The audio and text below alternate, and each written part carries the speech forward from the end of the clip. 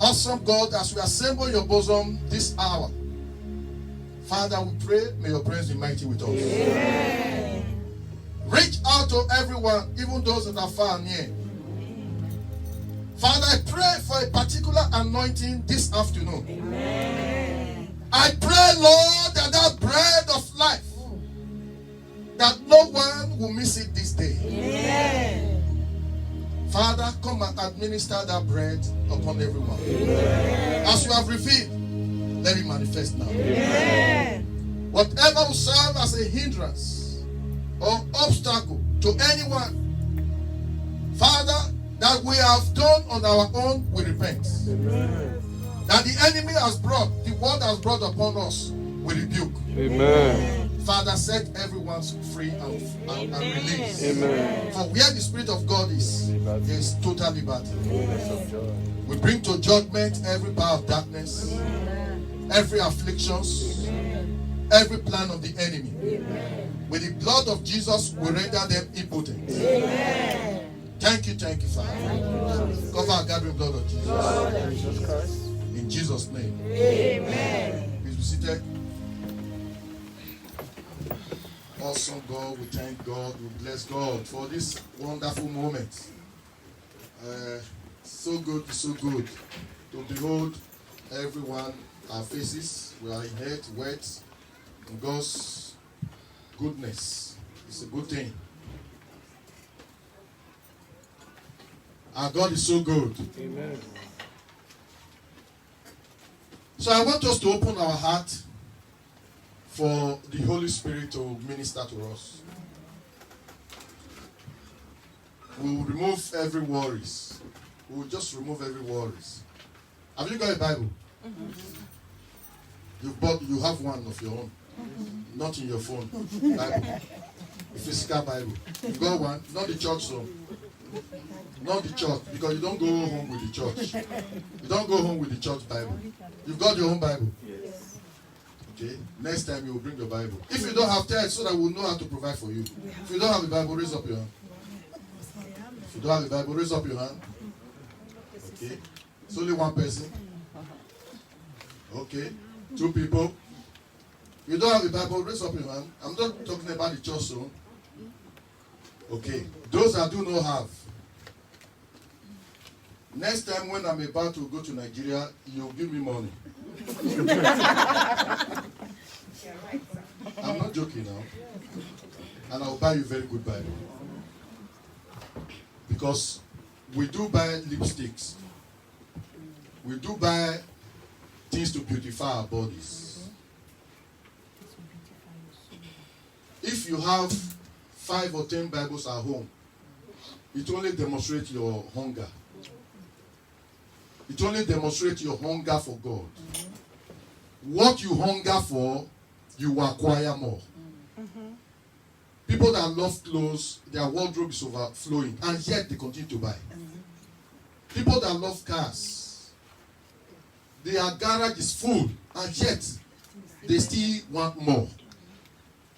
If indeed you love God, maybe a 10 pound, you get a very good Bible. I will get you a Bible, a good one, that when you read, the anointing of God will come upon you. Amen. Even if you can't read. I'm not talking about the phone or your phone app.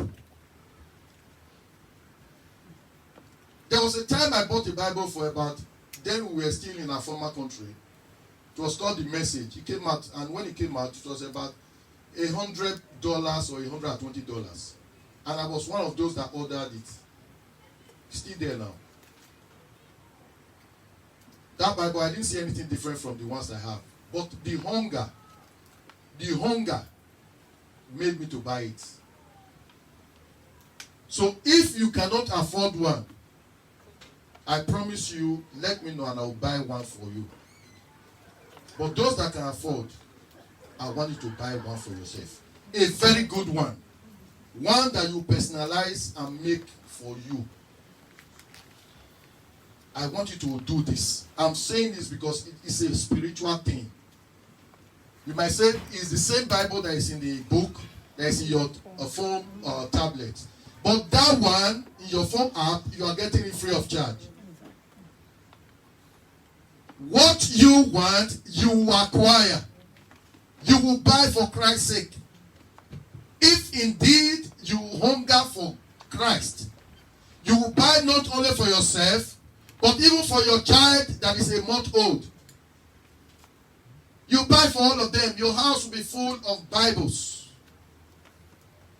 It's a physical demonstration of your spiritual hunger.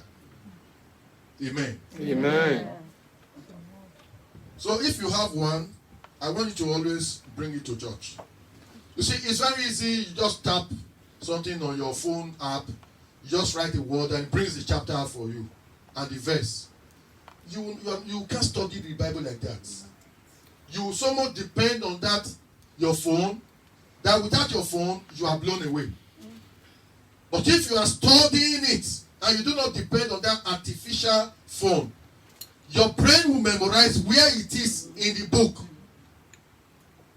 I wonder if you are having nightmares, God forbid it, and you need to come out with a verse.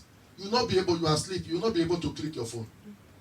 But if it's memorized, it's internalized in you, your spirit goes there and picks it out. And when the devil hears the word of God, not paraphrase, but you quote the word of God as Jesus quoted the word of God, the devil is on his way out. So I'm really serious now. If you can't get one, please let me know. I will make sure that you get one. A good one for that matter.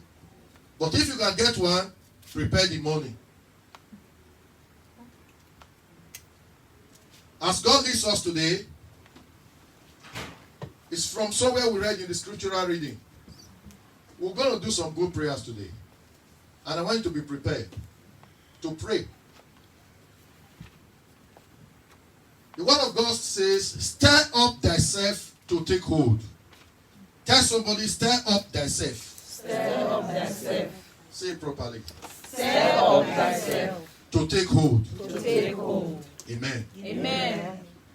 If we look at where we read in the scriptural reading, in verse 7 of Isaiah chapter 64, verse 7 of Isaiah chapter 64, it says, there is none that calleth upon thy name, that stirreth up himself to take hold of thee.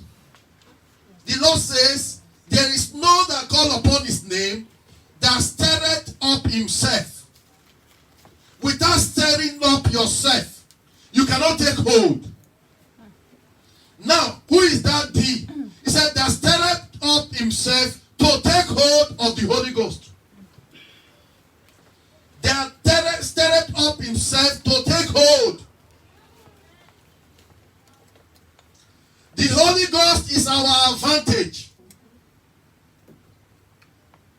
If you don't want to live the defeated Christian life, you must stir up yourself to take hold of the Holy Ghost. Without the Holy Ghost, it is impossible to live this life of Christ. The life of victory. You can't live the victorious life without the Holy Ghost. I pray the Holy Ghost help me today to convey this message. The urgency, the vitality, the exigency unto you. To stir up is to disturb. To stir up is to arouse yourself. To stir up is to wake up from inactivity. To stir up is to leave contentment. To stir up is to trouble yourself. So it's like you are stirring up a still water. When you stir up, the dirtiness at the bottom of the pail, it will come up.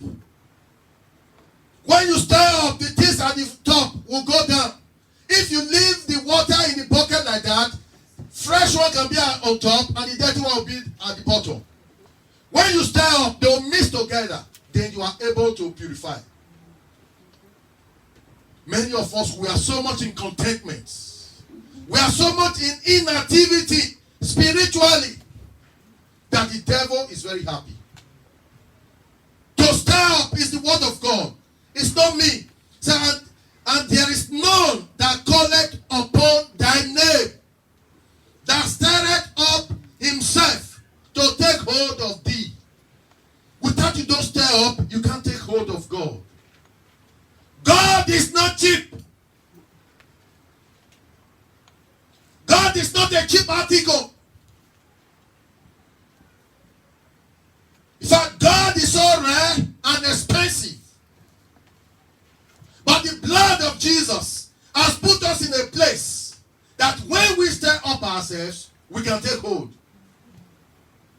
But without the Holy Ghost, in fact, there is an element of Holy Ghost in you. Because without the Holy Ghost, you can't even be converted. Without the Holy Ghost, you cannot be convinced. It is the Holy Ghost that ensures that you're in church today. It's the one that stirs up your hunger. But the Holy Ghost for victory, the Holy Ghost to succeed in this world, in this life, you have to stir up yourself to take hold.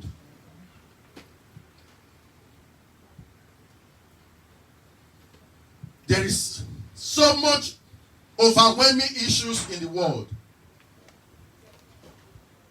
The enemy are all about us. The world is a hostile place for the true believer. The good man, the world can be good for them. The bad man, the world can be good for them. The evil man, the world can be good for them. But the believer, the world is a hostile place for them.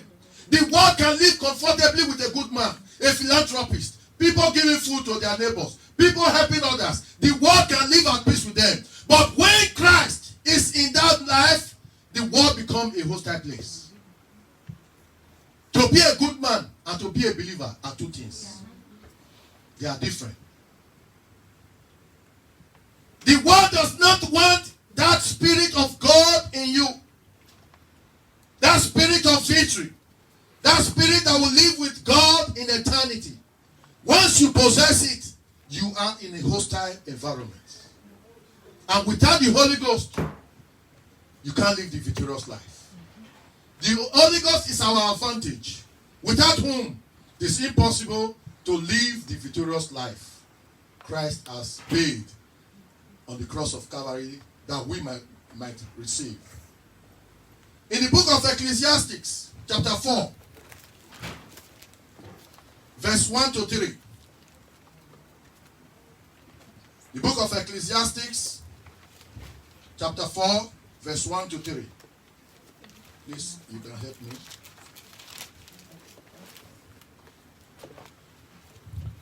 So I returned and considered all the oppressions that are done under the sun.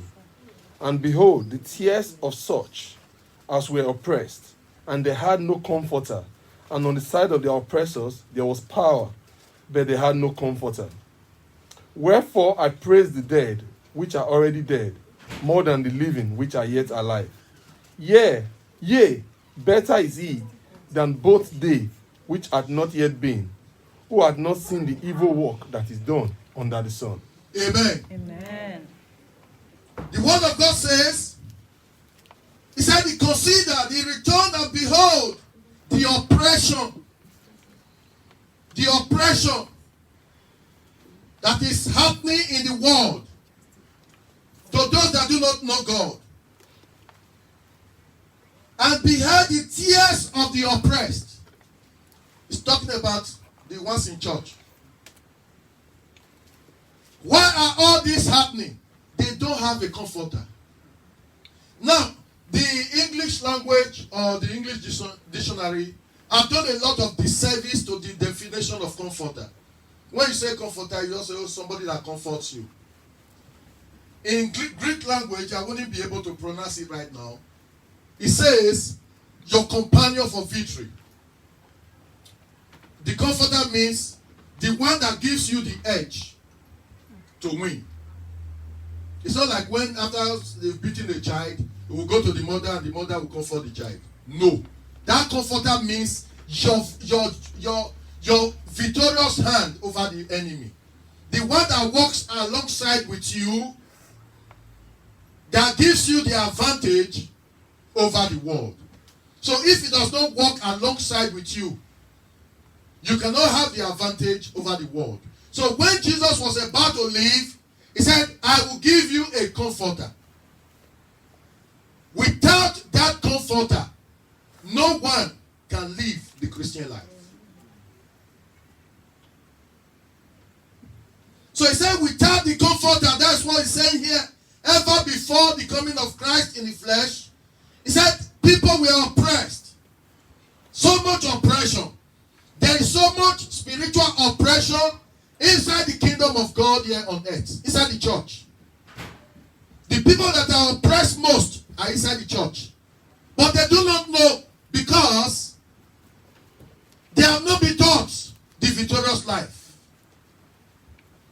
The church would rather want to hear about prosperity. Not spiritual prosperity, but physical prosperity. You can be prospering physically. You can have a lot of money physically and be in bondage. Many very rich men, they are in bondage.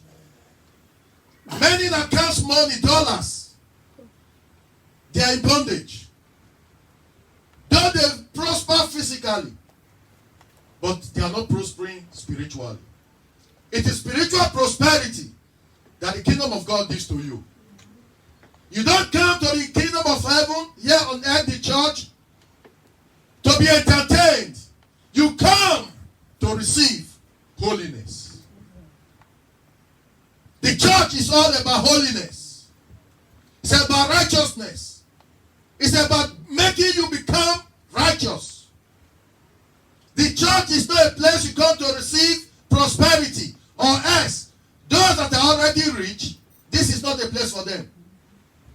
Should be full with people, poor people, because they are come to receive prosperity. It's not a place you come to receive a husband and wife, or else married people have no need to come. They are already married.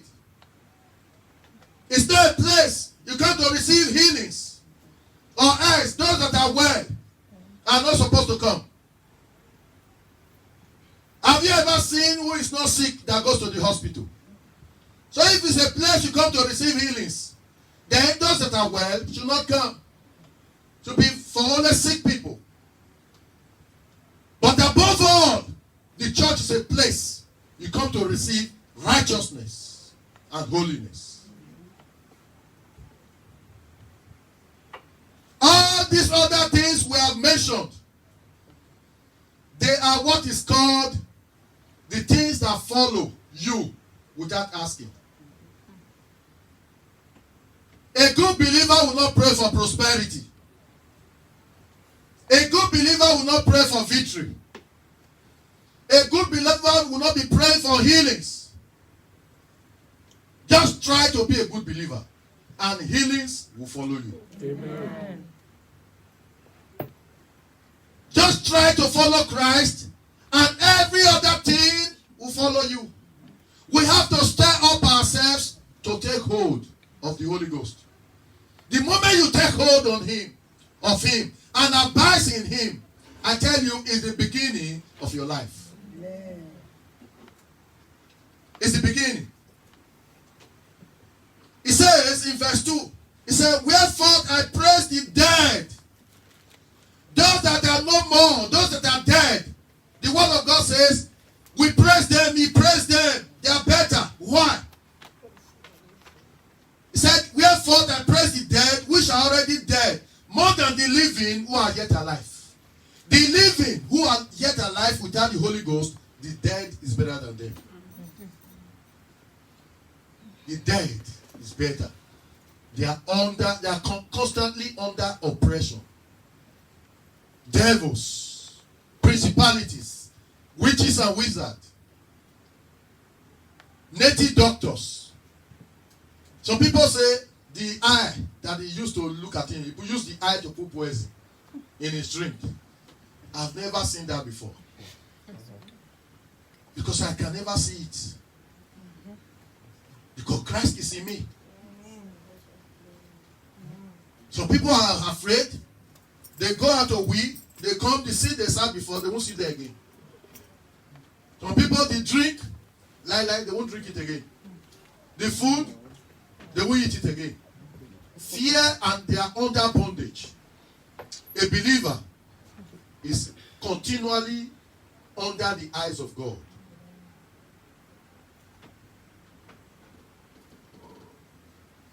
Our own is to stir up ourselves to take hold of the Holy Ghost.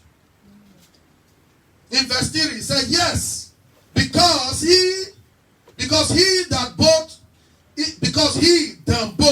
that is he that is dead, than both they which have not died and those who have not yet come to life, those that are dead and those that have not yet come to life, he said they are better than the living without a comforter. Why is the word of God saying this? Because a believer without the Holy Ghost is not living the victorious life. Many of us were like that. Lamentation chapter 1 verse 1 to 9. The book of Lamentation.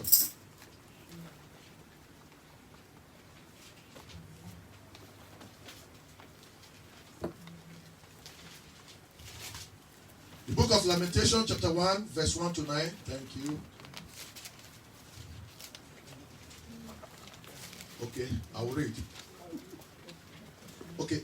How doth the city sit solitary that was full of people?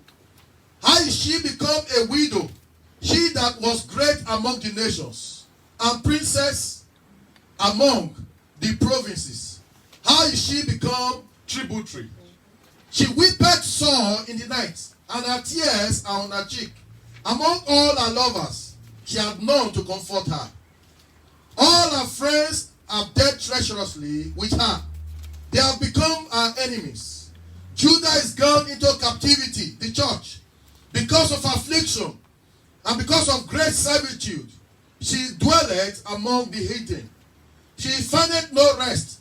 All her persecutors overtook her between the streets. The ways of Zion do mourn, because none come up to the solemn feast. All our gates are desolate.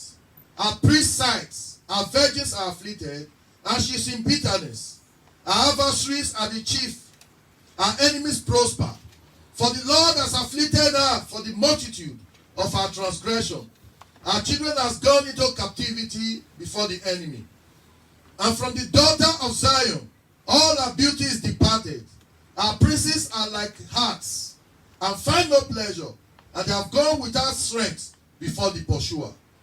Jerusalem remembered in the days of our affliction and of our miseries all our pleasant things that she had in the days of old, when the people fell into the hand of the enemy, and none did help her. The adversary saw her and did mock at her Sabbath. Jerusalem has grievously sinned, therefore she is removed.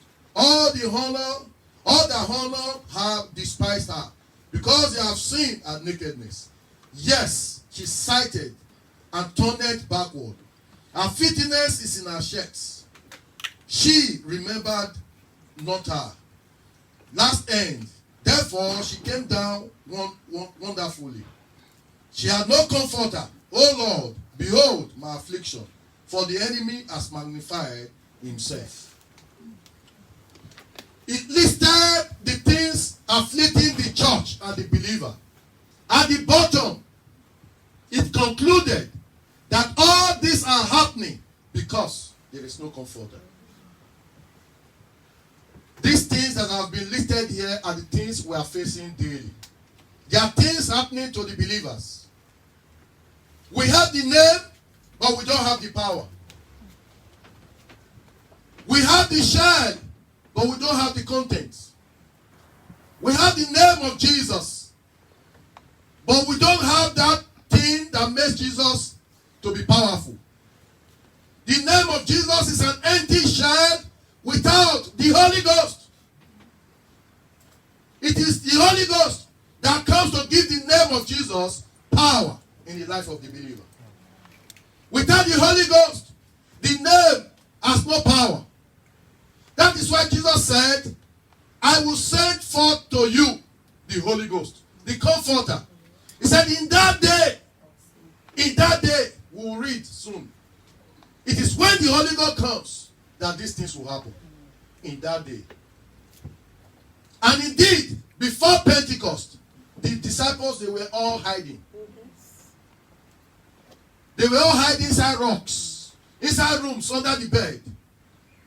But when the Holy Ghost came, they stood on the platform and declared the name of Jesus for heaven and earth to bear witness.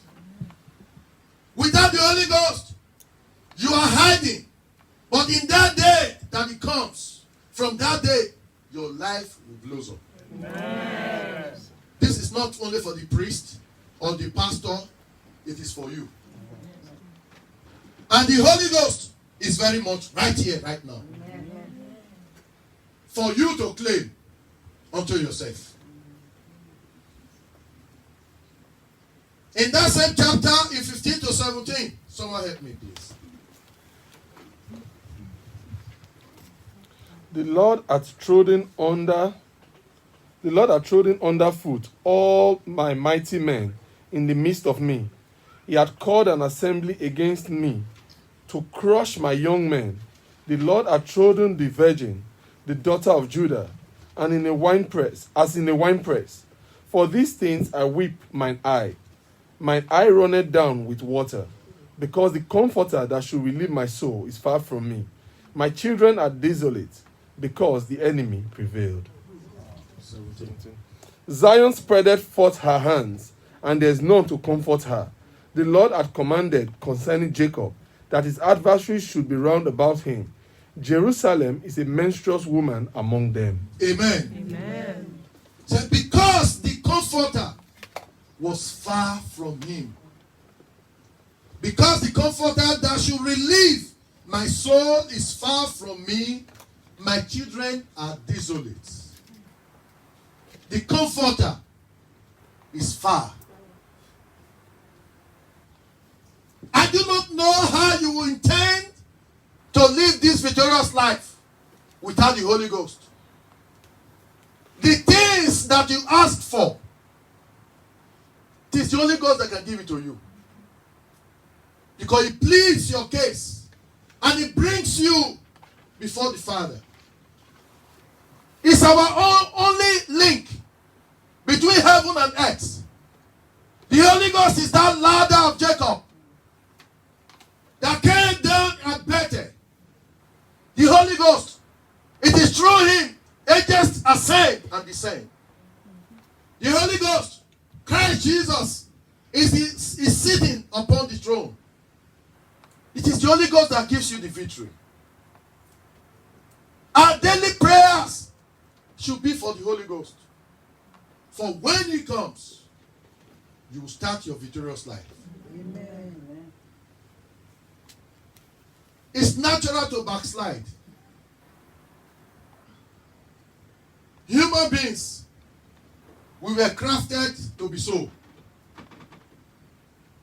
When things are difficult, we are withdrawn. We run away from danger. Perceive danger. What we perceive as danger, we flee. A man can save himself and leave his family to destruction. It's natural. Everyone will do it. But when the Holy Ghost is in you, it's no longer you. It's Jesus. When you are on your own, you are no match for the enemy. For we wrestle not with flesh and blood. We can hardly even face our opponents. See some gigantic men coming, or some women that look like men. Your liver will just fail you. Talk less in the spirit. You want to wrestle with a witch or wizard. You cannot. But when the Holy Ghost is in your life, you will command, and so it will be. Amen. We'll not go back, we'll not go to what Jesus says. Because Jesus did not leave us, he did not leave us without power. He did not leave us like that. He gave us security. When you are about to go on a journey, you that is so sinful, me that is so sinful, we make provisions. We put food at home, we secure the doors, and give the keys to our family. We put something in the bank account. We secure them. How come you think Jesus left you without security? He gave you the Holy Ghost. That's why he told the disciples, do not venture out until he comes. Because before he comes, you are in danger. Before he comes, that person is like a pepper soup. Before he comes, the smallest witch will take that big man for a ride. He said, but when he comes, that is the beginning of our Christian walk. When we talk about the Holy Ghost, it's like as if we are talking about a fairy tale.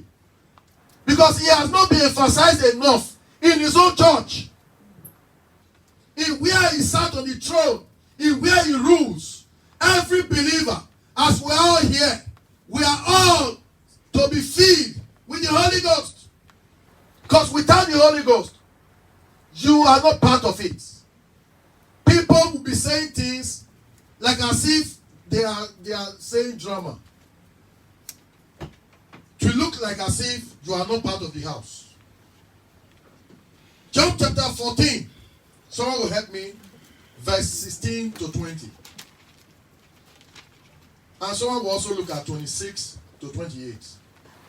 John 14, 16 to 20. And someone will please that same chapter 26 to 28. Thank you. And I will pray the Father, and he shall give you another comforter, that he may abide with you forever. Even the Spirit of truth, whom the world cannot receive, because it seeth him not, neither knoweth him. But ye know him, for he dwelleth with you, and shall be in you. I will not leave you comfortless, I will come to you. Yet a little while, and the world seeth me no more.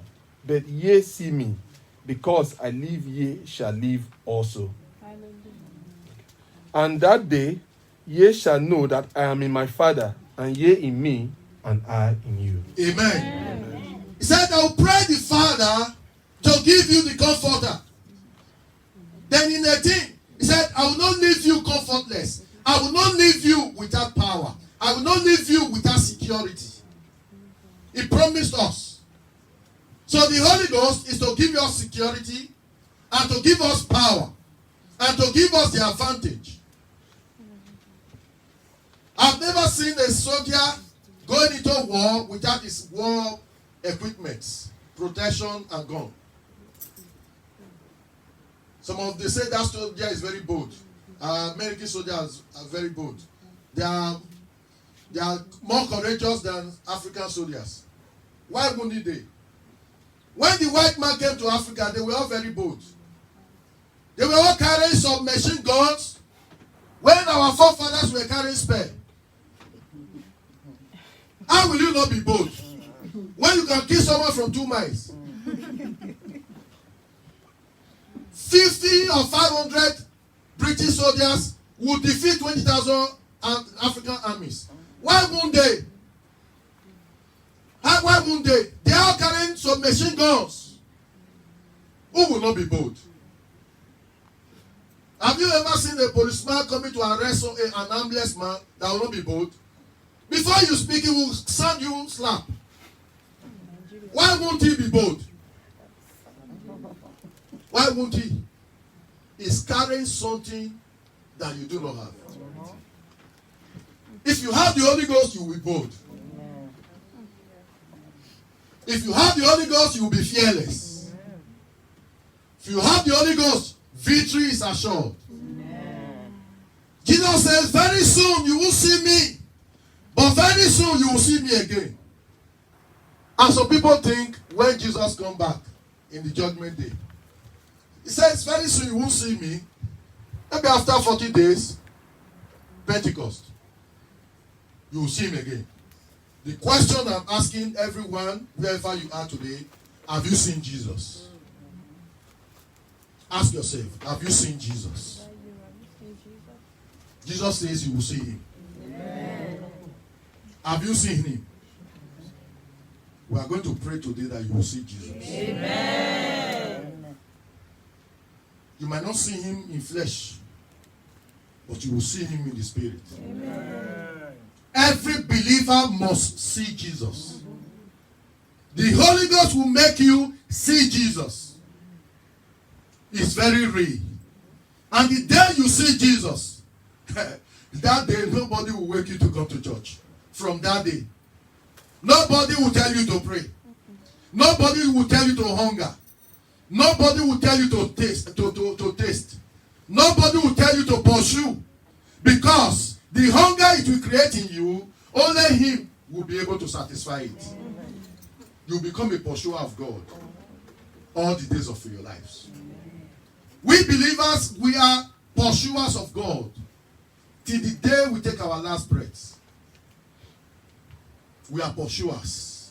If you are not yet a pursuer, pray that you see Jesus. Because that's the word of God. All these words, they were not said in vain. God prepared them for you, to guide you, to bring you to that bridal chamber, to bring you to your father's bedroom, where you will dwell and have victory and have peace, where you will overcome. It says in that place at verse 20, it said, at that day is when the Holy Ghost comes. Mark that place in your scriptures. At that day, which day? Not when Jesus comes again to judge us. When the Holy Ghost comes, that day God marked it. That day is a significant day. That day should come in the life of every believer. That day has it yet come in your life. If it has not come, then stir up yourself. Stir up yourself.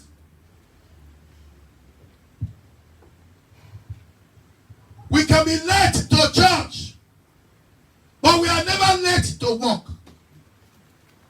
We can be late to church, but we are never late to enjoy. Can't you see something is wrong? Can't you see something is fundamentally wrong? You can forget to pray the day you want to fast and pray. Your alarm did not ring. But your alarm always rings for you to go to work.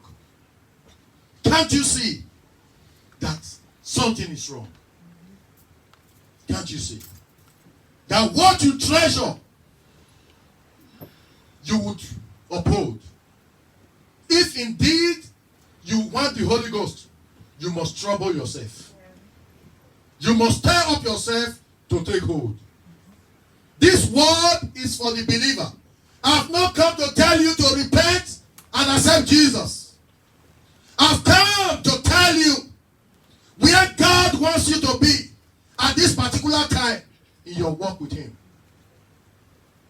Many of us, we are miles away. But God is telling you today where he wants you to be. Don't let this word fall by the roadside. Don't let it fall among tongues. Don't let it fall in the wrong places. But let it fall upon the prepared hearts. A plowed heart. A heart that has been turned upside down to receive this heavenly seed. In 26 to 28, someone please. But the Helper, the Holy Spirit, whom the Father will send in my name, he will teach you all things and bring to your remembrance all things that I said to you. Amen. Hold on. Said, but the Comforter, who is the Holy Ghost, whom the Father will send in my name, he shall teach you. Tell somebody, teach you. Teach you. What is he going to teach you? Some people think the word of God. The word of God did not say so. He will teach you the word of God. What is he going to teach you? Everything you will need to live the victorious life, he said the Holy Ghost will teach you. When others are running away from somewhere, the Holy Ghost can teach you and take you there. And you will see there's a treasure. Where there is, because we can only see with our eyes. We can only procrastinate. We can prognosticate. We can only prognosticate with our intelligence, with our experience. But many things the Holy Ghost will know, we don't know. We don't know. Sometimes we see a business and look so fertile, and you put in millions, and within a year, zero.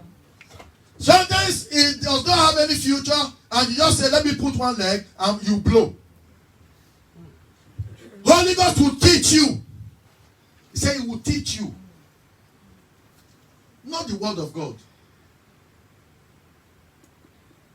Definitely, he will also teach you the word of God. Yeah. But above all, the victorious life.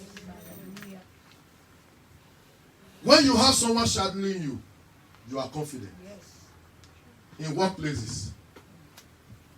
You've not done it before, but someone that is well experienced, versatile, knowledgeable, the very fact that is there, oh, you are okay. You can receive all the knowledge without someone shadowing you. Your confidence will just, it will melt. But when you know the Holy Ghost is with you, you can walk anywhere. Oh my God.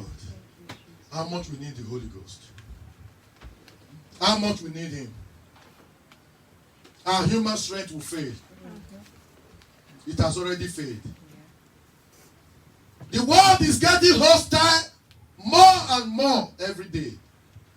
Even inside the kingdom. There is now a threat to speaking the true word. They won't come to threaten you directly. But because you are saying the true word, they will lay an embargo against you. Friends will desert you.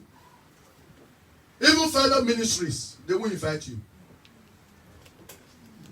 But the one that will come and say stories and jokes and comedy, before he finish one, they will invite him to the next one. Because it does not come to disturb. It does not come to disturb. It comes and everything is calm. Does not come to trouble the water. People sit quietly on iniquity. Men of God sit quietly on iniquity. And nothing ruffles them. That is good. They hear the true word. Even if you don't know say their name. But because you are saying the truth, it is cutting them into pieces inside. The next time you are not coming there. An embargo comes against you. But I tell you, the glory of God will arise in you. Amen. God is looking for such people. People that comes to disturb the city. Anywhere Apostle Paul goes, any city, that city there will be a riot. Any home he comes, there will be an upheaval. The dust will rise. Scorpions under the dust, snakes under the dust, they will be exposed.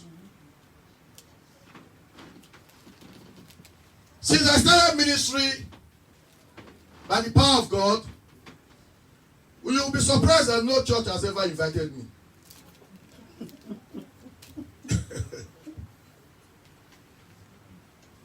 Sometimes I sit there and wonder, this word of God. Oh, don't let me bring it to your church. Oh, it's going to do a lot of things. Oh, your elders will start asking you questions. Your youth might arise. The women might say, we have been in darkness for far too long. It might blow you away. The word of God.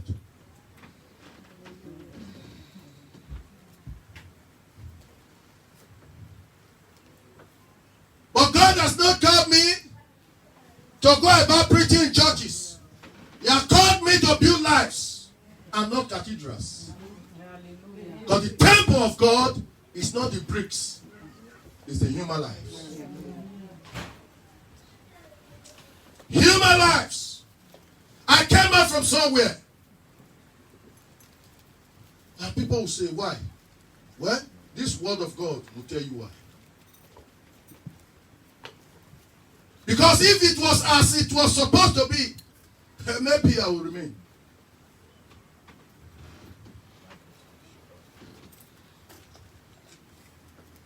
(26 to 28). And we are now in verse 27. 27. Peace I leave with you, my peace I give to you. Not as the world gives do I give to you.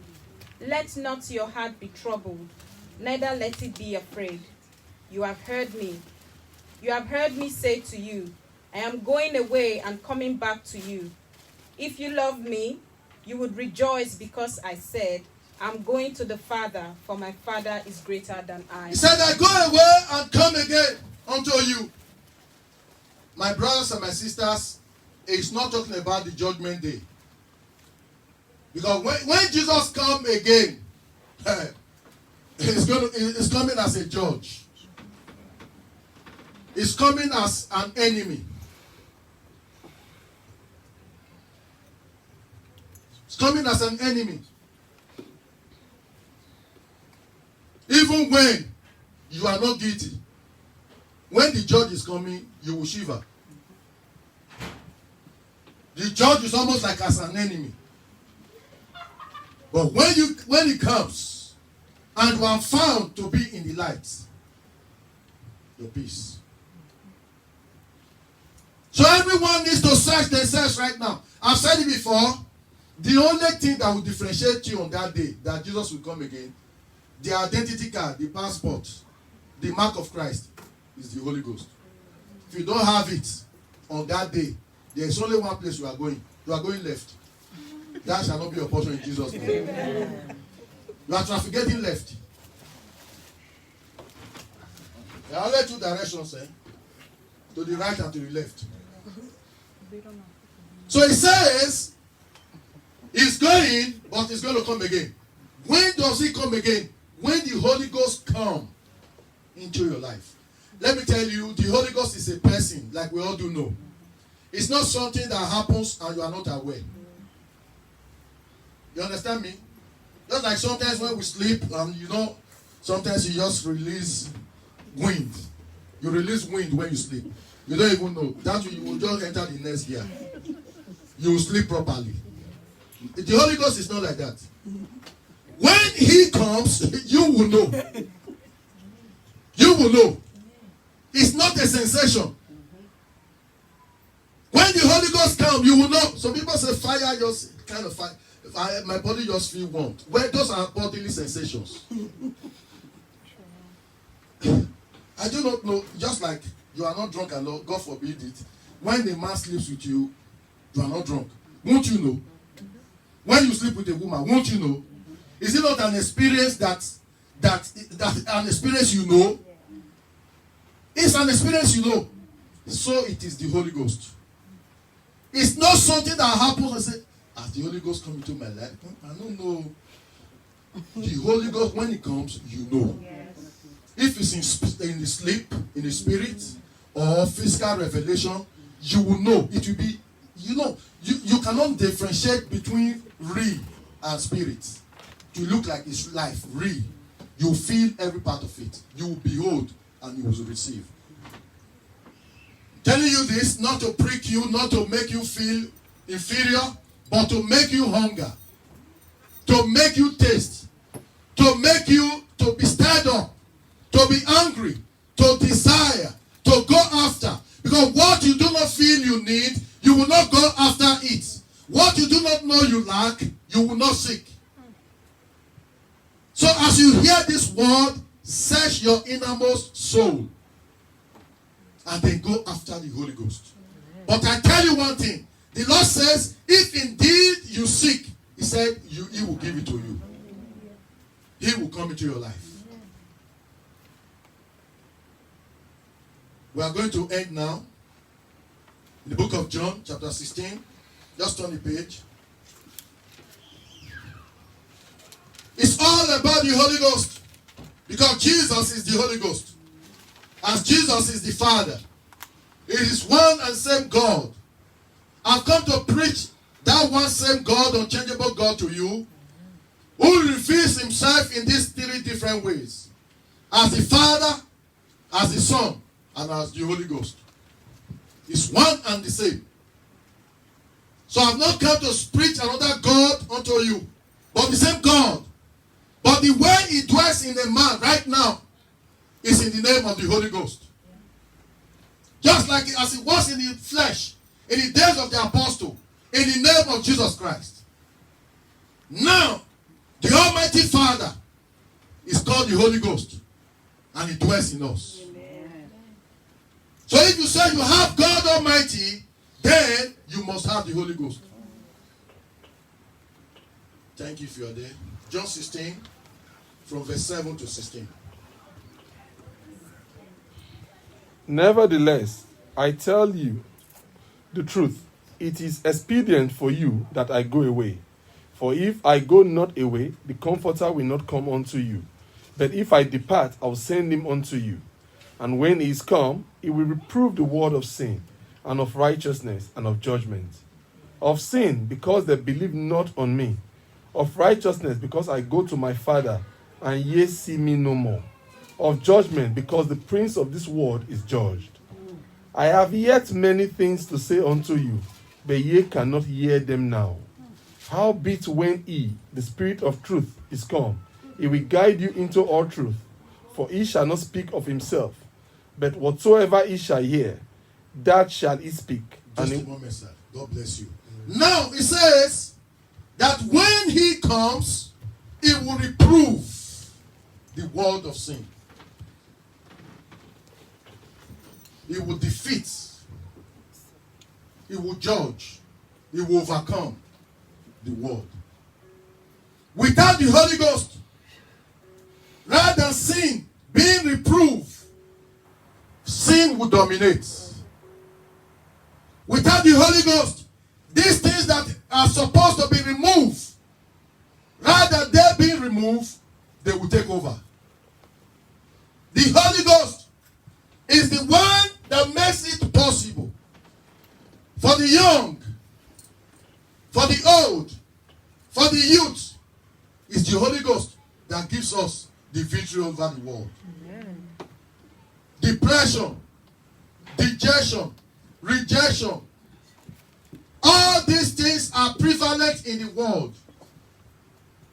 Loneliness, they are all spiritual. Loneliness is not the lack of another person being by your side. It's a spiritual state. There are many people that are married or have a family, a very big family, that are lonely. Yeah. It's a spiritual state.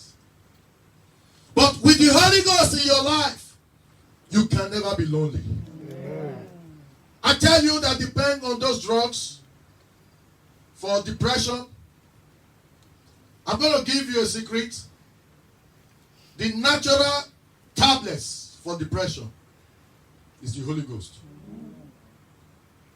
The Holy Ghost strengthens you from within. It strengthens your resolve. When you are down, the Holy Ghost keeps you. It's the Holy Ghost that will bring to you knowledge, all things. He will give you the truth. You know, someone can just be telling you things. He will say 100 things. The first 2 lies, you already know he's a liar. For courtesy purpose, you just let him finish. And when you go there, you say, thank God. How did you know? The Holy Ghost has given you the truth.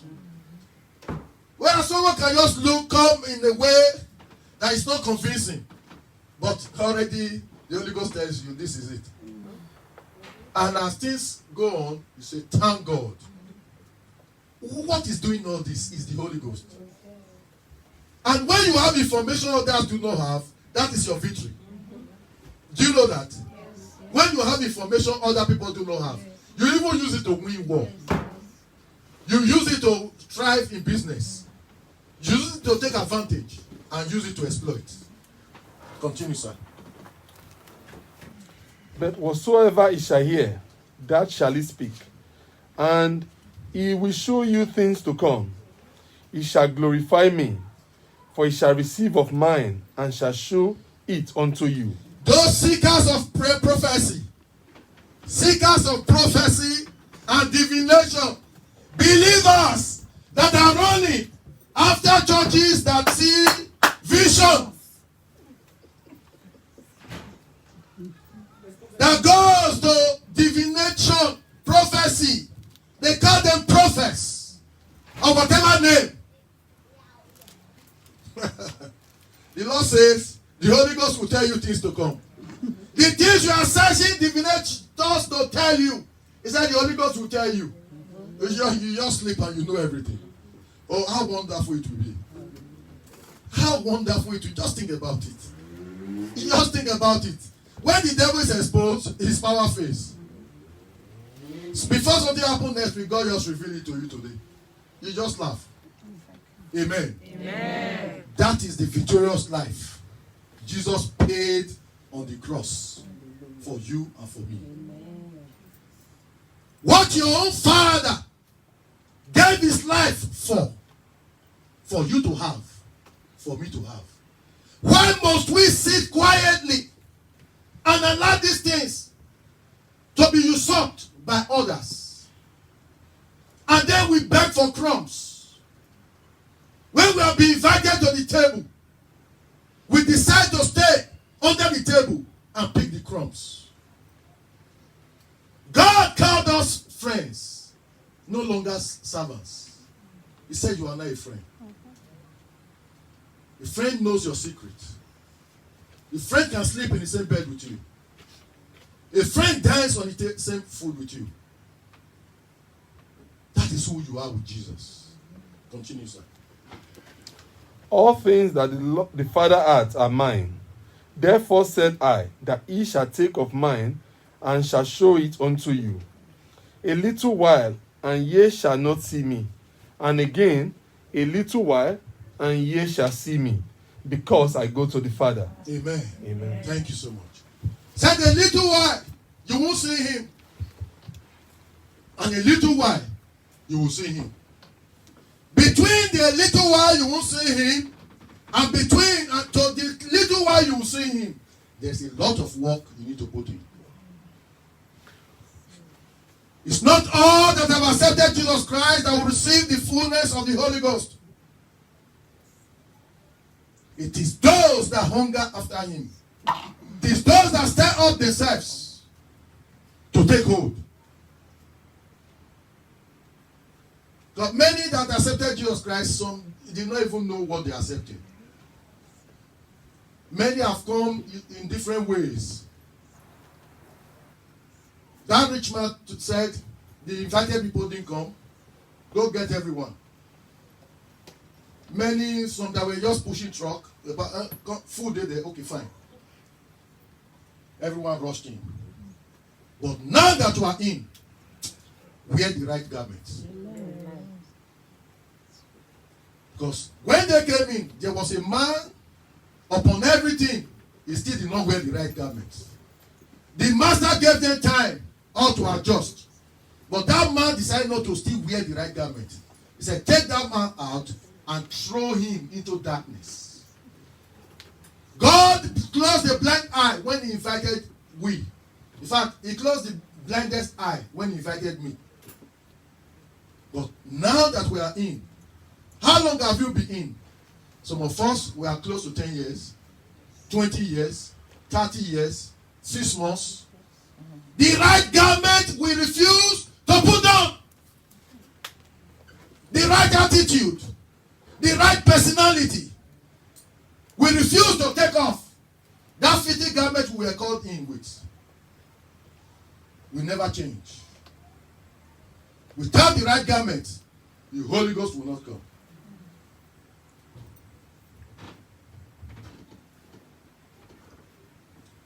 If it were to be me that gives it out, so that you won't quarrel, so that you won't leave the church. I'll give him to you. I don't want that sister to go. But Jesus is not wheezy. If you will go, go. Jesus never compromised the will. The will of the Father is that we must be like this to have it. He never compromised. Even when you shed tears and feel a pull, you will not get it. Except you put on the right garments.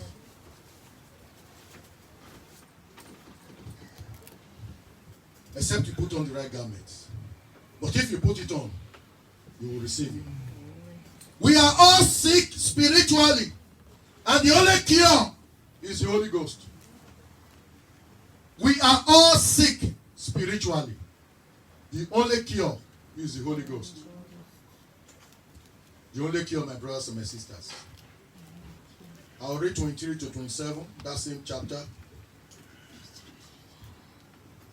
And in that day,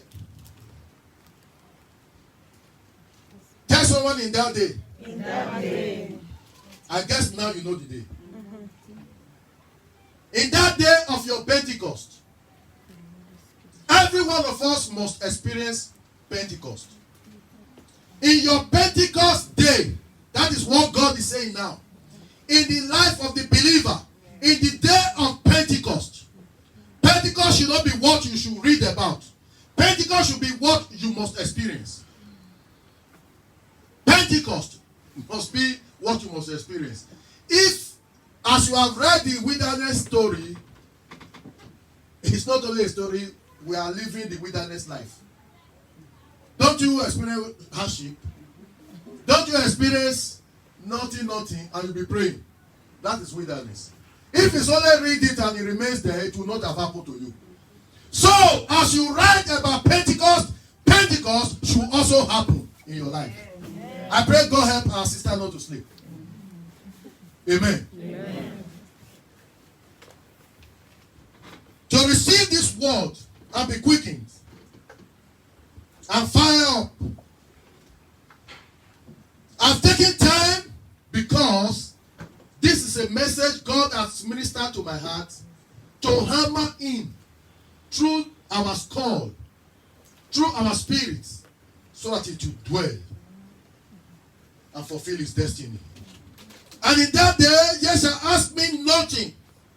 So when the Holy Ghost comes, you no longer ask God, Jesus Christ, anything. Say, verily, verily, I say unto you, whatsoever ye ask the Father in my name, he will give it to you. Amen. When your Pentecost comes, as you ask, in fact, you will not ask, you will declare. And you see, when Apostle Peter came before that beautiful gate with that beggar that was begging, that cripple that has been a cripple from the mother's womb, Apostle Peter did not kneel down and say, let me pray with you, and start praying, Father, heal this man. He declared that in the name of Jesus, rise up and walk. He did not pray, he declared.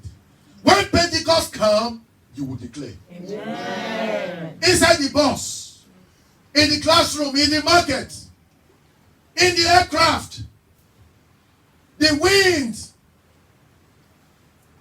they are disturbing, turbulence. You will declare. You will declare.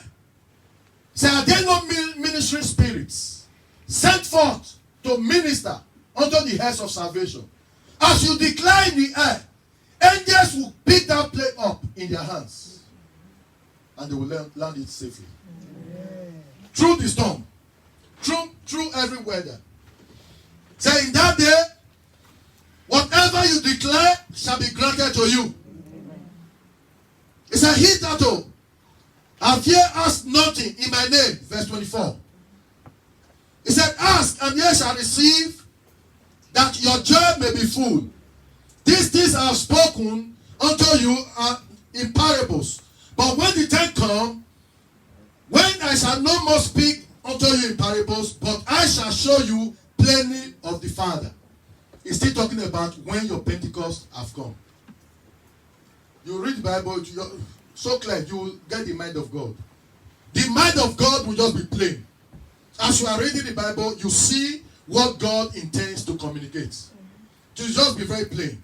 In 26, the last one, said, at that day of your Pentecost, said, ye shall ask in my name, and I said not unto you that I will pray the Father for you. You will say it to the Father. You will declare it in Jesus' name, and bang on. It will happen. But takes us back to Isaiah 64, verse 7. Isaiah 64, 7.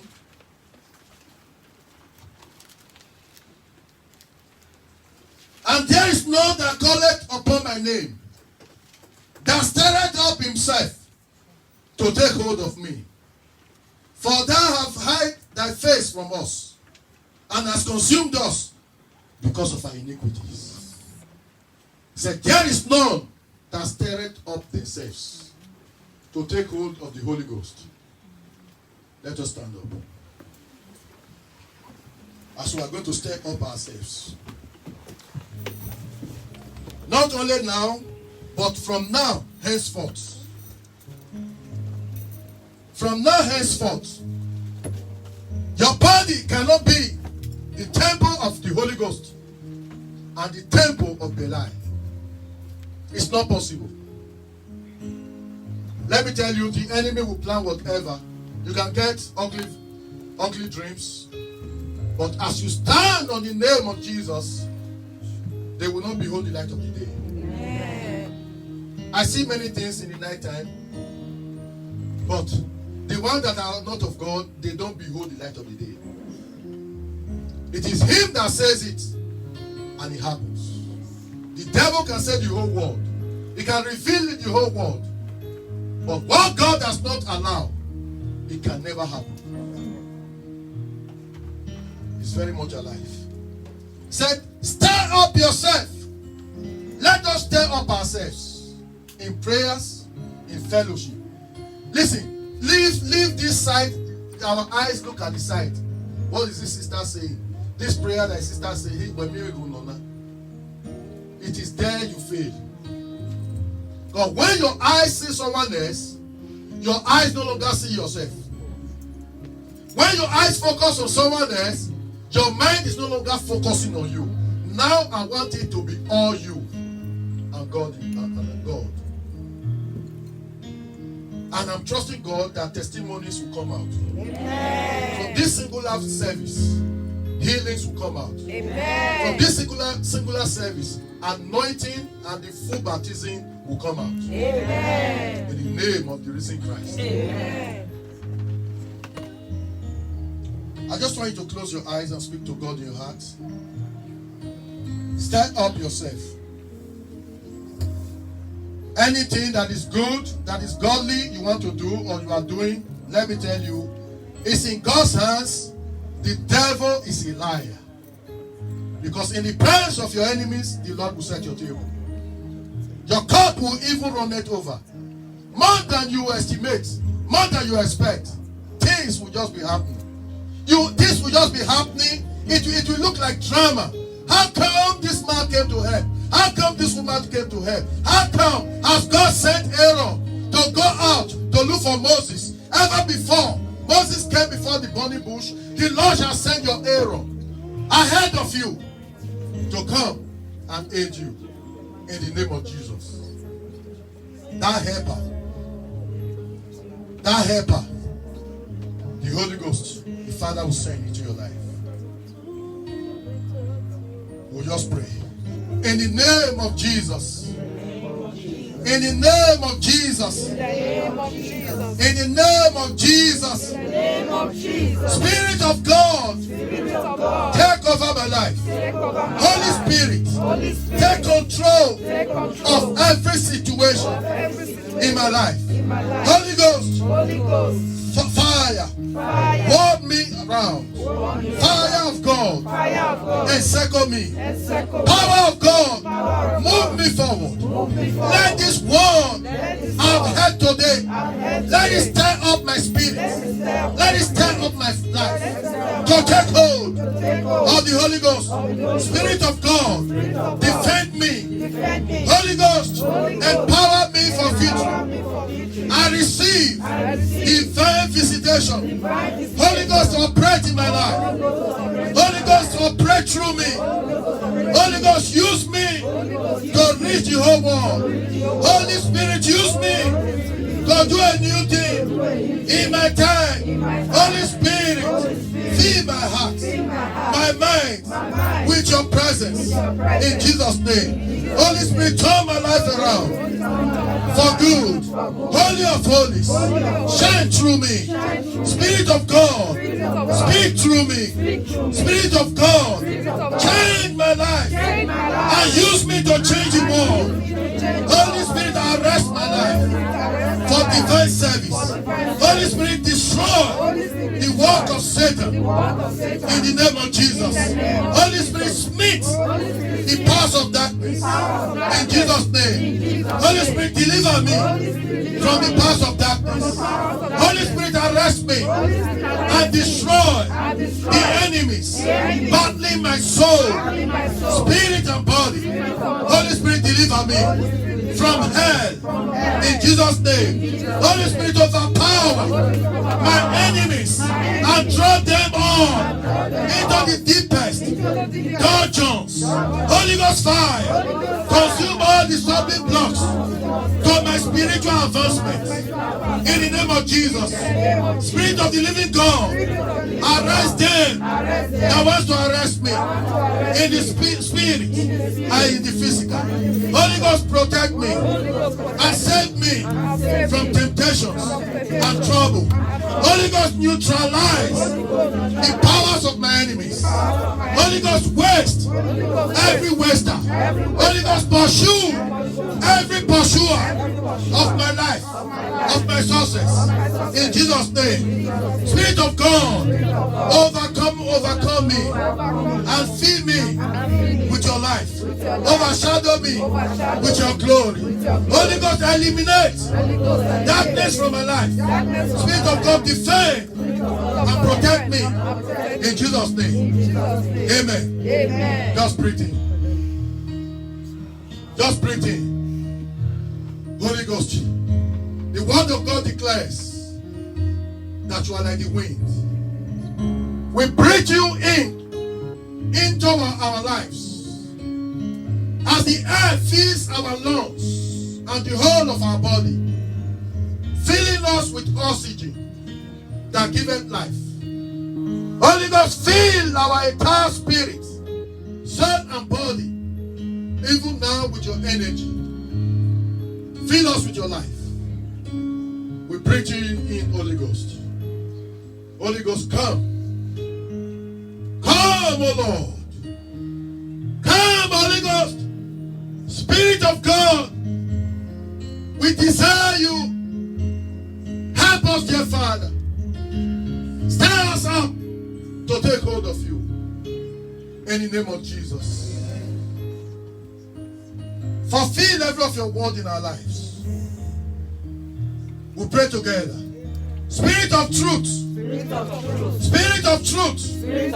Teach me in Jesus' name.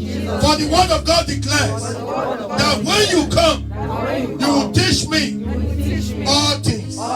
Mighty power of the Almighty God, fall upon me. Jehovah, pour your spirit upon me. Baptize me with the Holy Ghost. Oh Lord, Jesus Christ, deliver me from hell and Satan's power. Jesus Christ, restore and revive my soul, spirit and body. Anointing of God, fall upon me right now in Jesus' name. I receive the gift and fruits of the Holy Ghost. Jesus Christ, flush away every demon from me. Holy Ghost, favor me for breakthrough. Spirit of God, pull down the forces of evil by your fire. In the name of Jesus, touch me now, God. In Jesus' name, Spirit of favor, manifest in my life. In Jesus' name, from this very day, henceforth and forevermore. Lay your mighty hands upon me. Touch me now, Lord, again and again. And I will live my life for you. Amen. Awesome God. Your word declares it's not by power. It's not by might. By your Holy Ghost. It's not by the amount of shouting or the amount of prayers. Father, it is the amount of hunger in our soul. Father, we declare today our desire for you. Awesome God, without you, Holy Ghost, we are already defeated. Holy Ghost, we need you. Holy Ghost, come into our lives. Spirit of God, come. Come, dear Lord.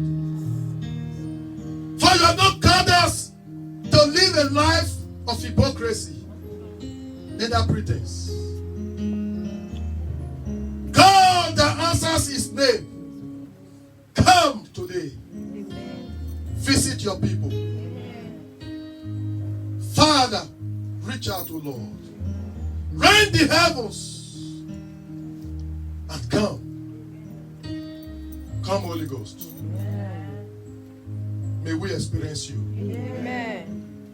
May we behold you. Come and take your throne in our lives. Come and sit upon the throne of our hearts and reign and rule in us and through us until the entire creation. We thank you, Father. You did it before. Come and do it again. As you come, Holy Ghost, help us, O Lord, to manifest in your fruit and gifts. Confirm it, O Lord, with the utterances of tongues that only you give. To be a testimony of that which we have experienced in the Spirit. For so it is written in your word, and so shall it be. We receive by the blood of Jesus the Holy Ghost. Cover our nice blood of Jesus. In Jesus' name. A clap of